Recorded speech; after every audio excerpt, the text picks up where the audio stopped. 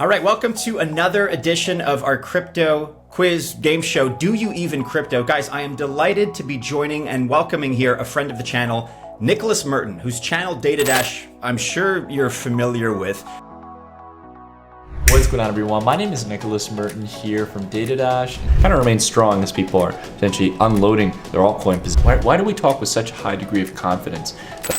This guy is kind of a contrarian, and that's what I admire about him. He always provides that sort of counterintuitive message, extremely analytical, great macro perspective on everything that's happening, not only in the crypto markets and Bitcoin and altcoins, but more globally. And he's not pandering or catering to what you want to hear. He's giving you the truth every time, and the analysis is always on point.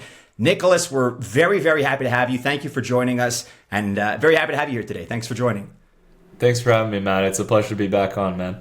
All right, Nick, let's launch right into a visual identification question. Here's the logo. What project does this belong to? Is it A, Arb Dodge AI, B, Bull Bear AI, C, Bear Bull AI, or D, Bull AI? Man, I'm going on a limb on this one. I know there's been a ton of different AI coins that came out. I'll go with the option of Bull Bear AI on this one, but I could definitely get this one wrong. Bull Bear AI. The gut says Bull Bear AI. Is that your final answer? Yeah, I'll go with that on this one. We'll see. Nick, your intuition has you off to a very good start. That is, in fact, the answer. Now, look, this is an obscure question. It's not exactly a household name, obviously. But I kind of included this to be able to ask you about your thoughts on meme coins and this kind of a space. You're kind of a serious guy, and I mean that in a complimentary sense. You have a more mature perspective among crypto channels when it comes to your analysis. What are your thoughts on this space, on meme coins going forward into the next market cycle? I have to say, I always try to strike a middle ground balance on it. I won't ignore on the more optimistic side that meme coins have a very big virality effect. I mean, even Bitcoin itself, at the end of the day, is the number one cryptocurrency because of its network effect, not because it has a cap supply, but really it was the first cryptocurrency. It's the most mainstream one. And I think that, Dogecoin, which was actually the first crypto I mined back in 2013, when I still was kind of pessimistic on crypto and I didn't understand it. For me, that was the first thing that got me really touching crypto for the first time. So I think that there is a huge benefit to meme coins from a branding perspective and from a virality perspective in the same way memes already have in nature. But at the same time, I think that if we're looking for additional use cases, if we're talking about DeFi, bringing on traditional institutions or institutional liquidity more specifically, I think that's where memes aren't going to take you very far. And I think if we're just purely looking at it from a perspective that crypto is just going to be a speculative industry or a store of value, then meme coins are totally fine in that case. So I don't have any ill intention against it, but I think when that's the only thing that's going on in crypto, it doesn't allow for crypto to become that multi-trillion-dollar industry that I think many of us want to see it come in the long run. Okay, Nick, so you're a veteran of the space. You've been around for quite a number of years. This may be an easy question, therefore. I wasn't anticipating that much experience. But in which year, question 2 here, did the first Bitcoin transaction take place when 2 pizzas were purchased for 10,000 BTC? Was that A, 2008, B, 2009, C, 2010, or D, 2011? I'm going to go ahead and say that was probably in 2010. And the reason why is because that even during that period of time, because I remember as I first saw Bitcoin for the first time, it was trading at $3 in 2011. The exchange infrastructure was barely there. Bitcoin was still trading for pennies at the time or fractional value. So I'll go with 2010. My second best guess would be 2009, but I'll plug it in at 2010. Final answer? Final answer, no. Right on, you're 2 for 2. Off to a great start. And this allows me to segue into a question that I've been dying to ask you, Nick, because I think in this space, whether or not, I don't know, I mean, we'll get your opinion on this, but whether or not it's well advised to do so, a lot of people have been chasing after this Bitcoin ETF news and validation as kind of the holy grail of the crypto space. Number one, is it as imminent as we're told? At the time of this recording, it may just be a couple of days away, so they say. Is that the case? And number two, I'm very curious to hear your perspective when it comes to this. Does that even matter? Is this something that we're in need of, or are we chasing it for frivolous, almost insecure reasons? That's a great set of questions there, Matty. I think for the first one, to be honest, I'm as best at guessing at it as anyone else. I think that we've remained a little bit in the skeptical camp because I've been an avid fan of a Bitcoin ETF coming to market as far back as when I started the channel and got involved in crypto. I even wrote a letter to the SEC that got like around 4,000 or 5,000 shares on Medium at the time, urging the SEC, talking about why they should introduce a Bitcoin ETF. That being said, on that point, just because we may want it to be that way, just because we may hope it so that ideally Bitcoin goes up, we get broader adoption, the SEC has been vehemently opposed towards crypto progression. I think at this point, it's pretty clear, for better, for worse. And I think the key thing we need to understand is that they're going to take any kind of roadblocks they can towards preventing it. But I think the market has started to really price in quite confidently that one is going to come. So the second question is more imperative. I think that the idea that people believe, similar to what I believed back in 2018, which was that an ETF would just guarantee tens, if not hundreds of billions of dollars of liquidity or inflows into the crypto space, which could send Bitcoin into all-time highs. While a lot of people believe that that is guaranteed to happen, in this type of environment where disposable income is quite low, people along with that as well are taking more defensive plays. While we may see Bitcoin as a hedge, I think at the end of the day, the vast majority of markets still see Bitcoin as this kind of alternative speculative asset rather than digital gold. Maybe we've earned that title, time will tell. But for me personally, the way I would put it is that right now there are tons of ETFs and ETNs or exchange traded notes available in Europe. I know in Canada as well, they maybe, I think, started to clamp down on them a little bit. But globally speaking, the inflows have not been so great. And in fact, we've been seeing outflows from a lot of those vehicles. So I don't see why it's going to be dramatically different in the US, albeit US markets are definitely much larger. So time will have to tell, but I think it'll bring in a few billion of inflows, but that's not enough to sustain a new bull market from my perspective. Okay, Nick, you're off to a very good start. We're going to try to humble you a little bit here. And this is intentionally vague, but this individual is a crypto personality. Whose eyes do these belong to? So this is A, Dawn Song, B, Changpeng Zhao, C, Ryan Selkis, or D, Yat Sui? Can you repeat options A and D again? A is Dawn Song, and D is Yat Sui.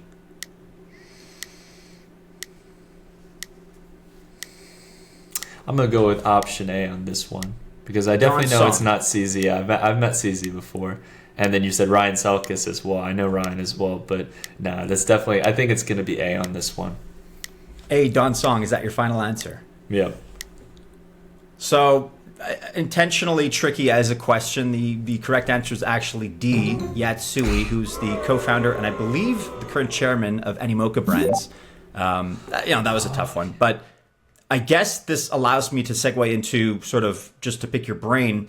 What do you feel is the role of not only a competent but an effective VC in the crypto space? What does one have to do, whether that's Yat Sui or otherwise, what does one have to do to support a project in the crypto system, an altcoin, for example, effectively, given that VC status, if they have, presumably some money to throw around?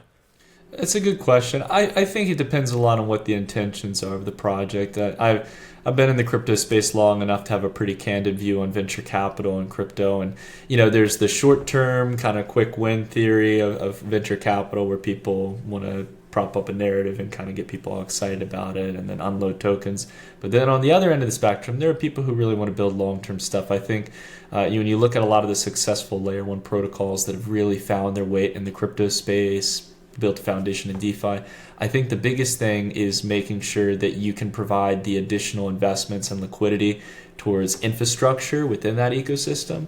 So making sure that there are proper stablecoin on-ramps, making sure that you're going to be also willing to place bets on ecosystem plays within that layer one protocol, or even if you're building something particular like a specific application, usually providing liquidity or additional funding and resources after the fact. I see so much kind of one and done kind of investments in crypto, and there's not that long-term commitment. So I think for me, that's a really big focus point is someone who's willing to make the long commitment and also maintain long-term lockups and really show that commitment to the project long-term. Okay, Nick, next question.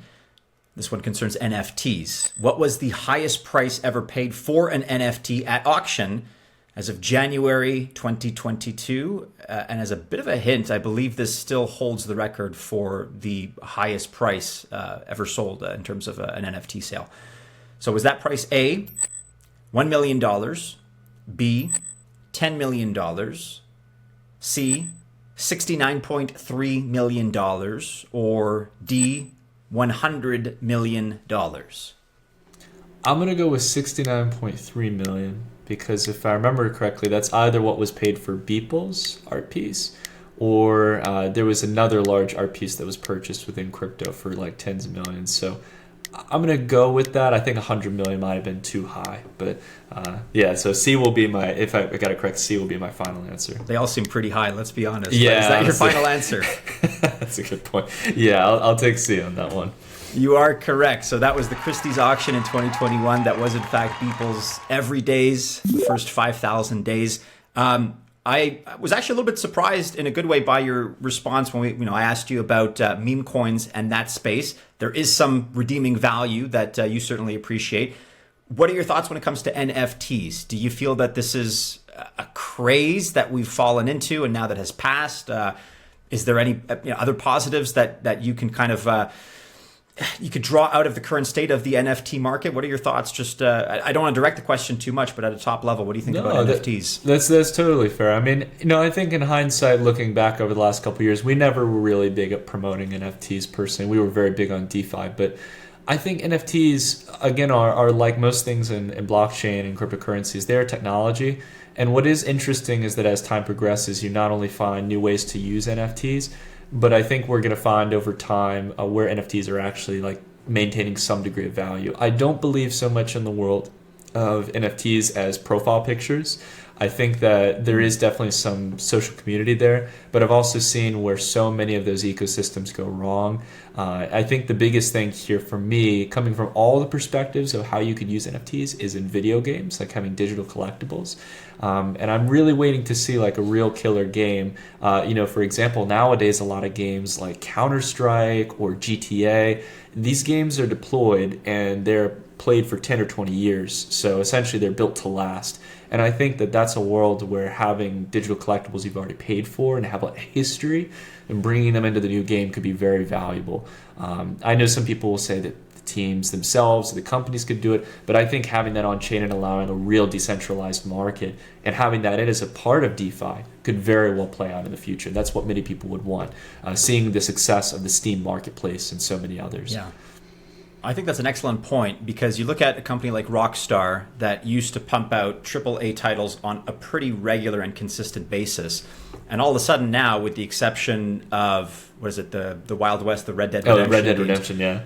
You look at the last Grand Theft Auto release, officially, that was 10 years ago now. Yeah. And the reason for that is the success of the online world that they've built and that they've sustained and that has brought in more and more players over the last decade.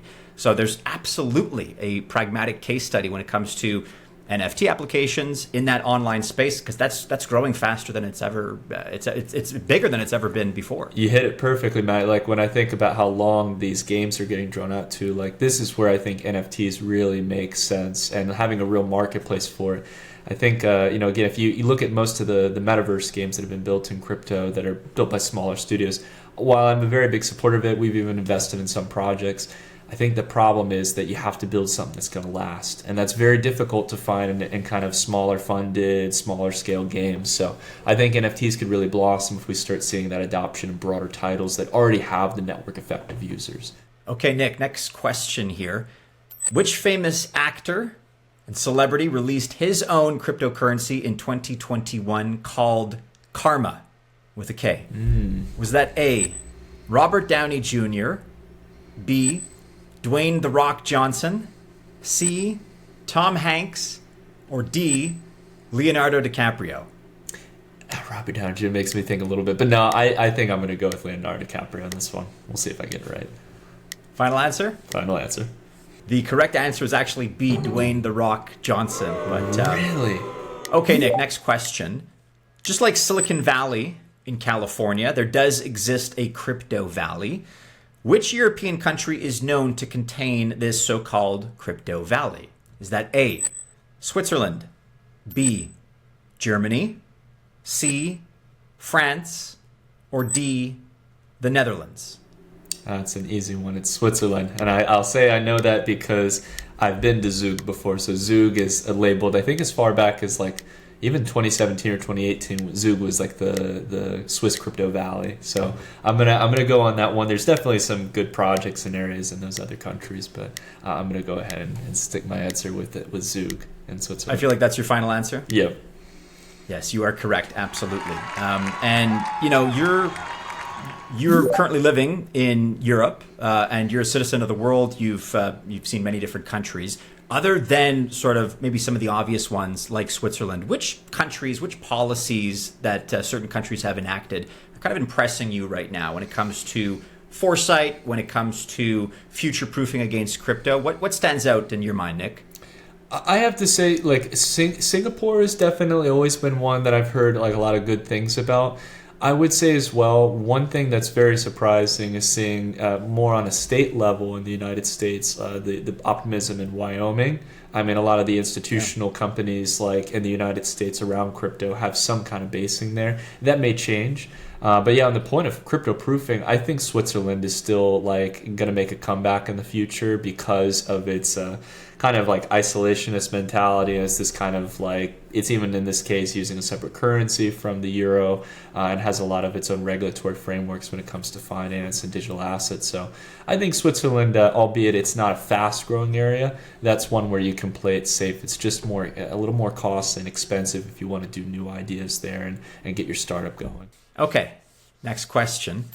Which worldwide fashion brand was the first to accept crypto officially? Was that A, Gucci, B, Ralph Lauren, C, Balenciaga, or D, Philip Pine? I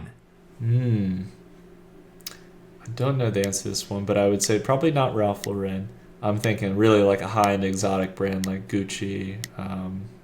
I would say Balenciaga or Gucci are where I'm leaning towards. Yeah, let's go with Balenciaga because they'd be the one to be as alternative enough to accept crypto and also to pay for their incredibly expensive clothing. I like the logic. Is that your final answer? That's my final answer. So we're in the same boat here. Actual correct answer was D, Philip Plein or Plein. I don't even know how to pronounce it. That's how little I know about this particular brand. Sorry. No, but that's okay. you know, like I guess it brings up the bigger question of, you've been in the crypto space now 10 years, as you've said. Do you find yourself paying for either services or commercial goods with crypto when there's an incentive to do so?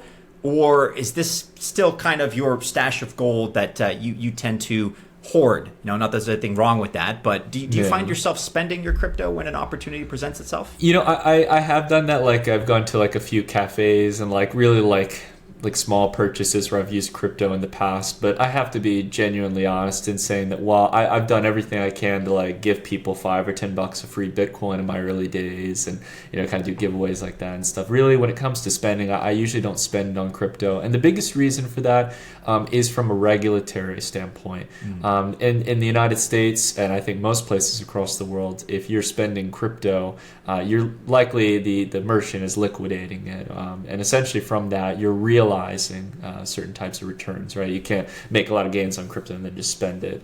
That to the IRS is a taxable event. So you not only have to deal with the sales tax or whatever might be on your purchase, but you got to you're realizing those gains. So I think that, you know, that's where people who make the argument that crypto is a store of value or this kind of investment vehicle, I totally resonate with that. I would love to see crypto be used in commerce more, but I think, again, from a fundamental perspective, that will always limit it in that use case. And that isn't an entirely bad thing. More importantly, I'd rather store my value and have a means to convert it to something else than have to, you know, constantly deal with all the tax reporting day by day on transactions.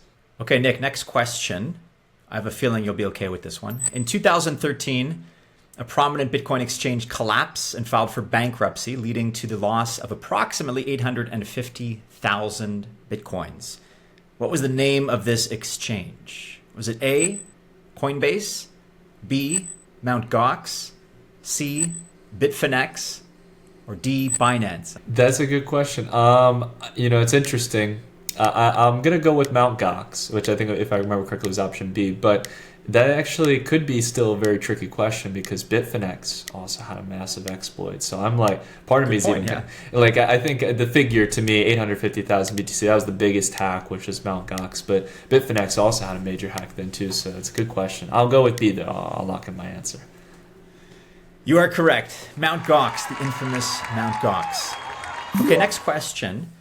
Which actor from The Office, hopefully you're a fan, sold an NFT of his own version of the U.S. Constitution for over $1.6 million 2 years ago in 2021? A, Steve Carell, who played Michael.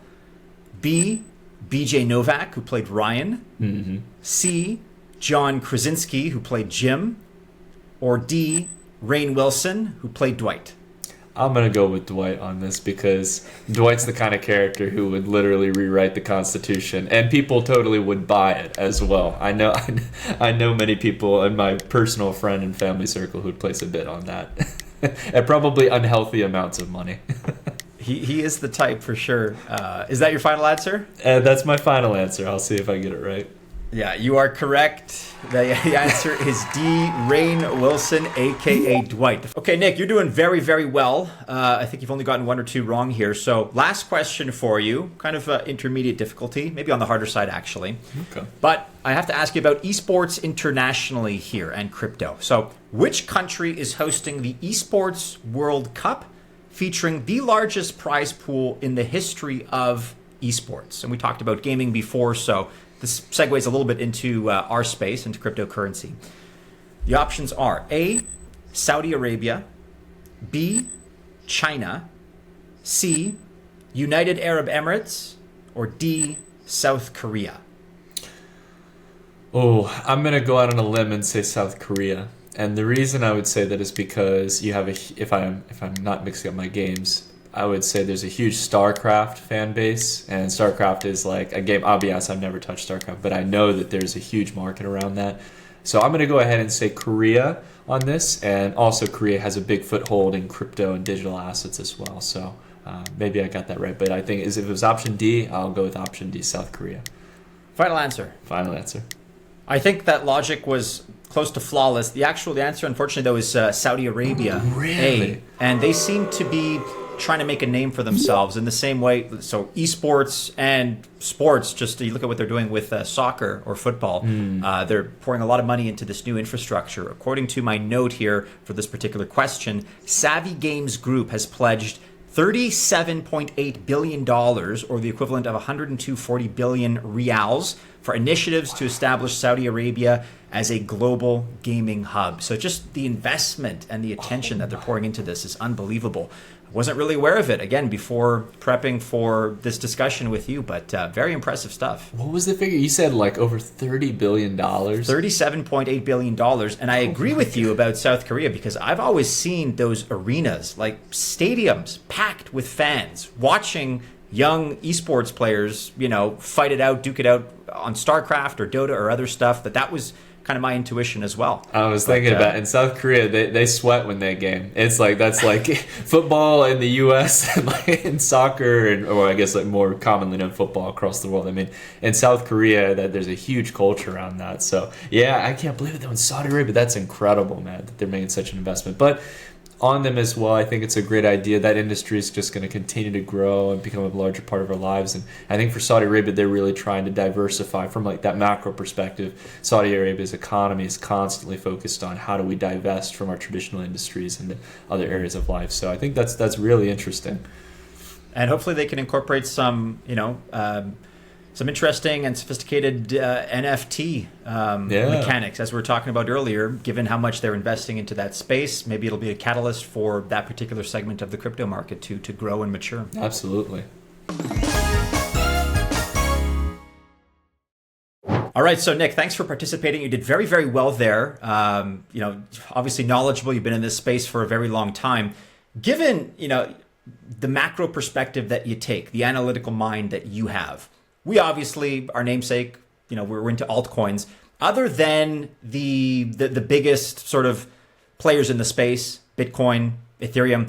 What's on your radar right now in terms of some smaller projects that, whether or not you talk about them, but what's caught your attention in terms of projects, altcoins in the space that are doing great things fundamentally that you think are going to succeed come the bull run in a year or two? Yeah, it's interesting. Like for my position on where I am, like in my investment portfolio, I'm mainly in cash at the moment. We have a few small positions we hold, but one of the few projects that like bull or bear, I'm really excited about is a project called Radix DLT. You might have heard about it, but they're like one of the kind of up and coming layer one plays. And I understand another layer one or, like this L1 claims to do this or that. I'm not here to so much pitch like what it does, but I think from a broad perspective, as a big fan of Ethereum, as someone who was really early into DeFi as the term was just even being created, I had created and invested my own wallet in the crypto space that was focused in on DeFi. I've seen the issues that come with developing and utilizing the Ethereum network. And if you really take a look at DeFi over the last 2 to 3 years, I understand the money kind of came and went and the users came and went. But I think that that's not an issue of the market per se. It's a clear sign that Ethereum, as much as it is the kind of legacy layer one for smart contracts, that it has some fundamental issues from a development perspective and a usability perspective. You can sign transactions and you don't even know what you're signing. It could be a malicious contract. Developers have to spend 90% of their time reviewing code rather than deploying or developing code. So I think that these bottleneck issues are what stall a lot of the innovation. And it's left me, as someone who's big on DeFi, really bored for the last 2 or 3 years. We kind of sense the kind of uncertain future of crypto markets. I think a lot of it comes from that. Radix fixes a lot of those issues. In this case, we used to partner with Radix in the past. We're not a sponsor or anything now, but I have to say it's one of the few projects that I'm really excited about. There aren't many other things out there, and I'm constantly, when people send me white papers or research to go through, I try to dive into it when I can. But yeah, that's for me one of my few like hopes that Radix can break some of those barriers.